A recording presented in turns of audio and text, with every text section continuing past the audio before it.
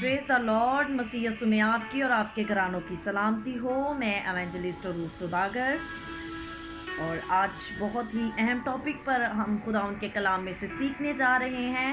औलाद के लिए जवाबदेही। माँ बाप जो हैं, पेरेंट्स जो हैं, वालिदैन जो हैं, वो औलाद के लिए खुदावंद के आगे जवाबदेह हैं।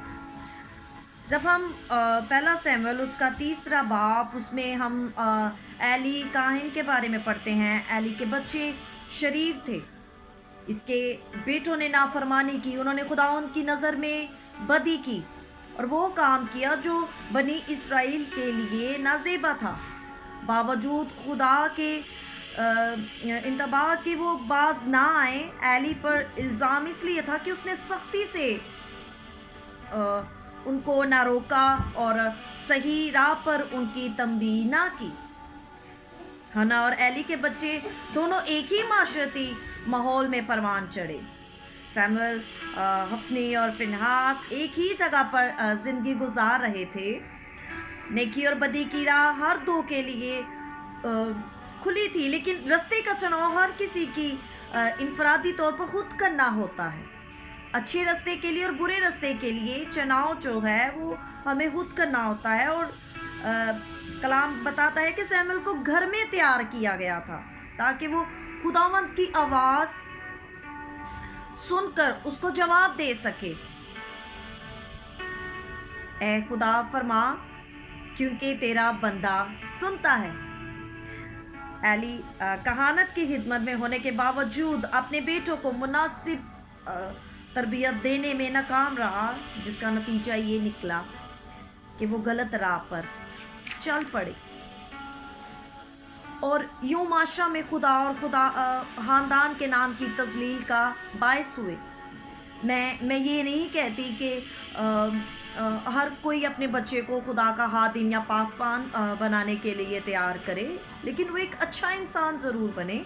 लेकिन मैं ये ज़रूर कहूँगी कि हमें खुदावंद की आवाज़ सुनना, हमारे बच्चों के लिए खुदावंद की आवाज़ सुनना ज़रूरी है। हर वालिदैन अपने बच्चा को सैमुएल की तरह खुदा की आवाज़ सुनने के लिए ज़रूर तैयार करें। चाहे बच्चे इंजीनियर बनना चाहते हैं, डॉक्टर बनना चाहते हैं, नर्स बनना चाहते हैं, क्लर्क, उस्ताद या और किसी पेशे में वो इंटरेस्ट हैं, या तैयार हो जाएं, लेकिन वो इस काबिल भी हो कि वो खुदावंद की आवाज़ को सुन सकें और कहें कि ए खुदा फरमा, मैं तैयार हूँ, तू मुझसे क्या चाहता है। आज दुनिया में बहुत से बच्चे हैं जो ना अपने माँ बाप की सुनते हैं, ना खुदा की सुनते हैं, लेकिन ये गलत बात है। ये जो है बहुत गलत है।